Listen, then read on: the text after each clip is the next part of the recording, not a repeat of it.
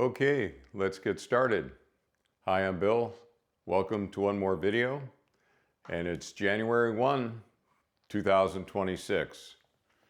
So the purpose of this video is to welcome you to my resurrected home studio. It was about 5 years ago, maybe 6 or 7, where I started to get into portrait photography. I know I've been talking a lot about landscape photography on this channel, and it will still be a part of the channel. But I've decided to, now that I have my Fuji GFX 100S2, I'm thinking it's not only going to be a great landscape camera, it's also going to be a good portrait camera. I've taken a couple of test shots. Got one of my wife here, Lori, just as part of the process of bringing this studio back up, making sure everything works and those type of things. But it was just right before the pandemic hit where I had done enough free work, kind of time for print, where I felt confident that I could start to get customers that were paying. And I actually had gotten my first customer headshot, corporate headshot, and worked out very well. But then the pandemic hit and really could no longer have anyone come into the studio here. So I shut things down. I sold my Canon 6D. I sold my Canon L lenses, my 70 to 200 millimeter f2.8, which I love that lens for portrait work. I purchased a Fuji X-T4, and that money that I got for the L lenses and everything funded 2 telescopes, ultimately, which I was using in the field. And then I had them for a year down at Starfront Observatories in Rockwood, Texas. And I essentially just sold both those telescopes to fund my GFX and as well as 2 GF lenses. So now it's time to start to recruit models for time for print and some artistic stuff I would like to do, as well as start to let people know that I'm available for corporate headshots again. And what I'm showing here is the range of modifiers and lights that I decided to keep when I was selling all my gear to fund my first telescope and my first mount. I decided to keep some things. I have 3 speed lights that I kept. I've got 2 monolights. Oh, actually, I bought those new in anticipation of knowing that I was going to do this.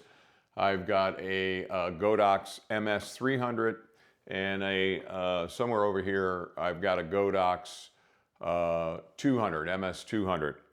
And what I found in a small space, I had an AD, I think it was an Explorer 600 with a battery pack on it and everything. And it produced an awful lot of light, and a space this small just did not require that light. So part of what I hope to demonstrate on this channel is that you don't need a very big space. Many of you may already know that, but there might be some that tune into this channel that are thinking about getting into lighting, controlled lighting. I'll be going over things like I have a couple of light meters. My mono lights are not through the lens metering type lights. I will be using color checkers to make sure that I can produce accurate colors. And then what you see here are a range of portable things that I have done a family portrait. So I had a couple of speed lights with umbrellas that I took.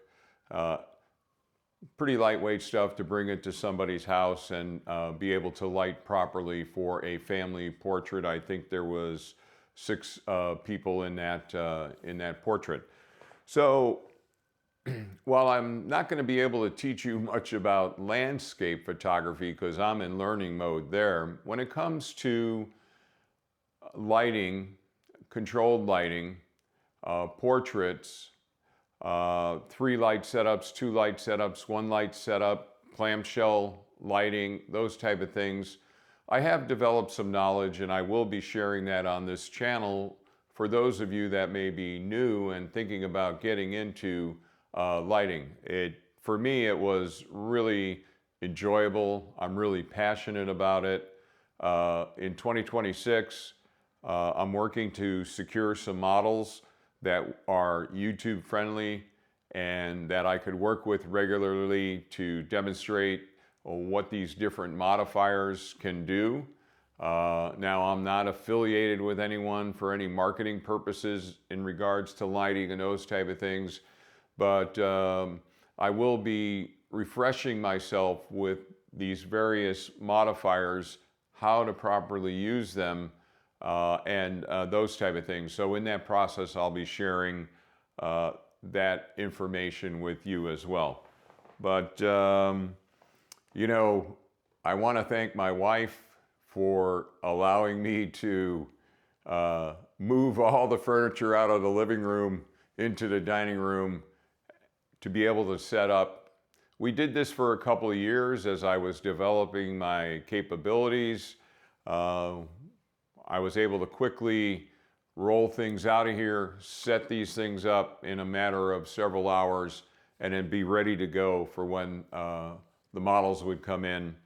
And I produced a couple of images for a couple of models that enabled them to produce a comp card, which is kind of like the model's calling card, different shots, full length, headshots, those type of things. And then on that card, they can put their size, shoe size, dress size, those type of things.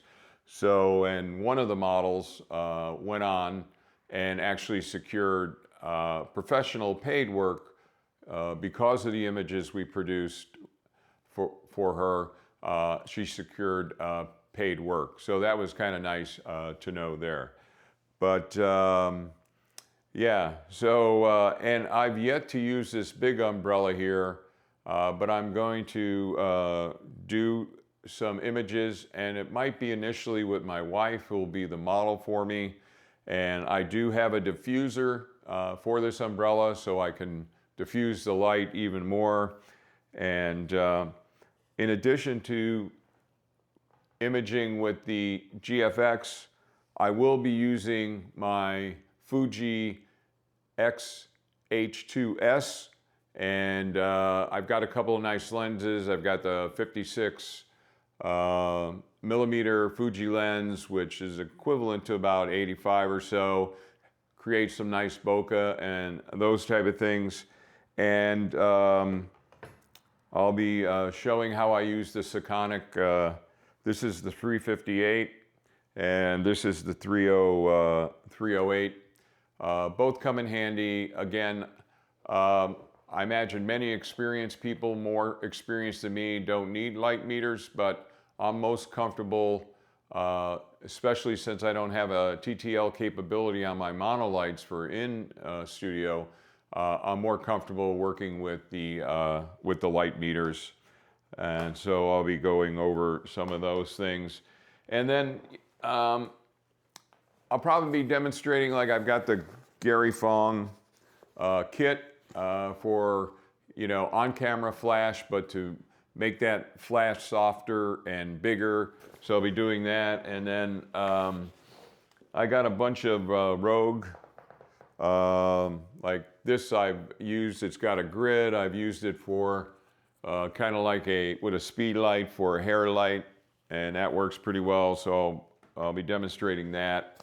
And then I've got these f-stop for on-camera flash.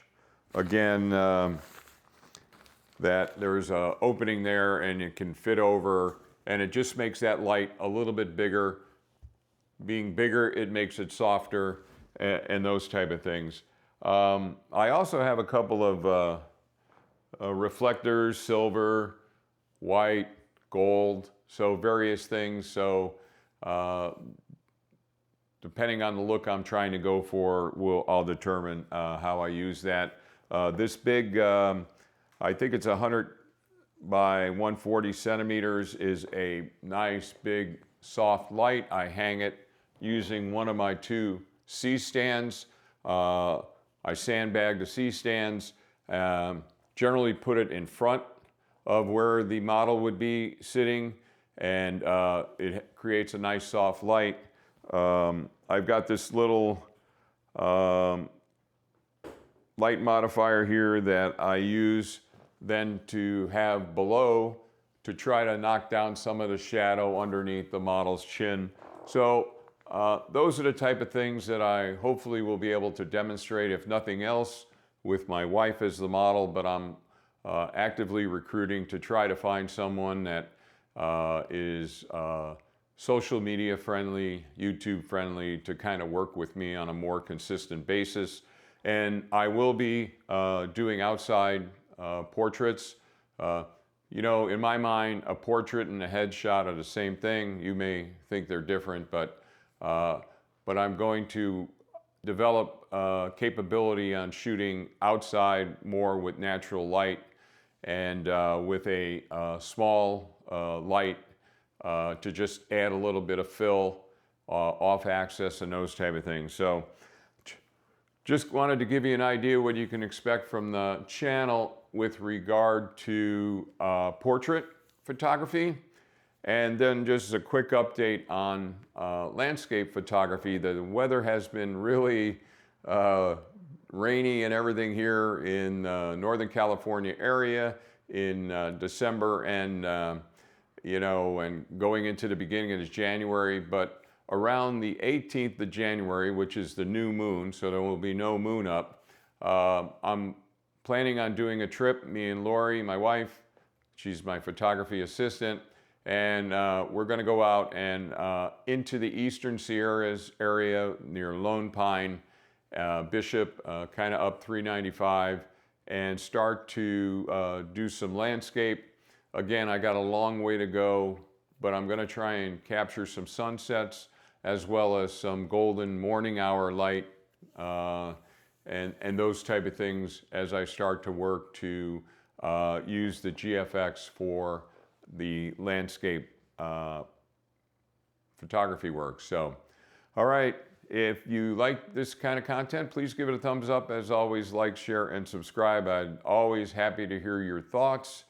And hopefully when it comes to having a small in-home studio and it's something that you're thinking about doing, maybe demonstrating how I approached it and those type of things might inspire you to move forward and do that if you're kind of new to the lighting and those type of things. So, all right, that's about it.